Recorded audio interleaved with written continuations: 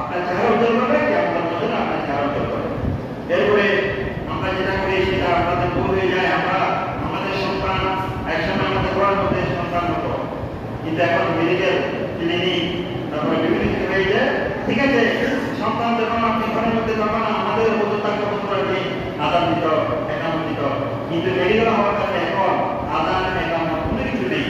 সন্তান জন্ম হওয়ার সাথে যদি সেই সন্তানের মুখে কানের মধ্যে যেমন আল্লাহ ওয়াহাদানিয়ত শব্দ অর্থাৎ আল্লাহর একত্ববাদের শব্দ, আদানের শব্দ যখন ঢুকবে না, সেই সন্তানের তখন দুনিয়াদারির মধ্যে সবসময় গান বাজনা, তারপর বিভিন্ন রকম মোলাপনা ব্যায়াম এগুলো কণ্ঠ এগুলো সুরগুলো তার ভালো লাগবে, আল্লাহ রসুলের কোনো কথা তার ভালো লাগবে না।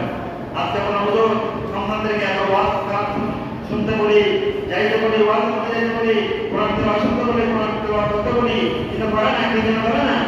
এই সন্তান তো দুনিয়ার আসা সময় যখন আল্লাহ রসুল বলেছেন সন্তান পবিত্র হওয়ার সাথে ডান কানের মধ্যে আজান দাও, বাম কানের মধ্যে ইকামত দাও।